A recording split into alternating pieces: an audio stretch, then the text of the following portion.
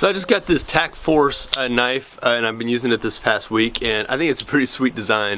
I've got a couple knives of this style where it's kind of like straight and slim. It's got a buster on the end. It'll fit in your pocket, and it's got this kind of wicked blade. I got a couple of this style and I like them a lot. I'll just say a couple pluses and minuses with this knife. First of all, I compare this in some ways to some of my M-TEC knives, and this is just one of my M-TEC blades that's old and beat up. You can see it's got some wiggle to the blade and the blade's gotten kind of nasty. The reason I compare it is that it's cheap and affordable, and a knife like this, if you beat it up and abuse it, over sharpen it, scratch up the blade, no big deal. You know, it's not a $100 Condor knife or $200 knife. So I like it for that reason. I like cheap knives.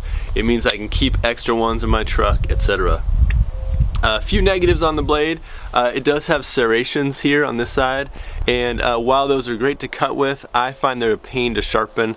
And this has two styles of serrations. One's big, one's small. It means you need different file sizes, and then you can only sharpen it on one side. It's like one side serration, and then this side is totally flat. So anyway, I'm just not crazy about serrations when it comes to sharpening them.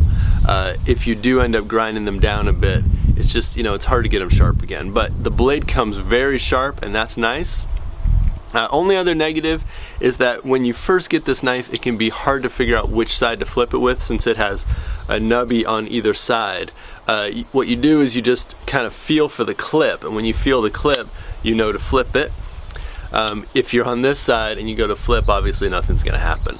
So it's just kind of sort of a symmetry thing. It looks cool having the two nubs, but you really only need one of them. So, you know, this nub's really kind of inessential. I'm thinking about just grinding it off. It's really not that important.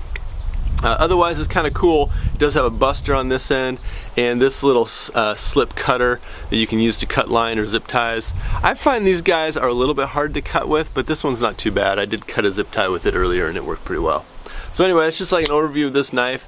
It's great, you know, it's cheap and a good knife. It just has a few problems, which, you know, I think are worth it given the fact that it's just so affordable.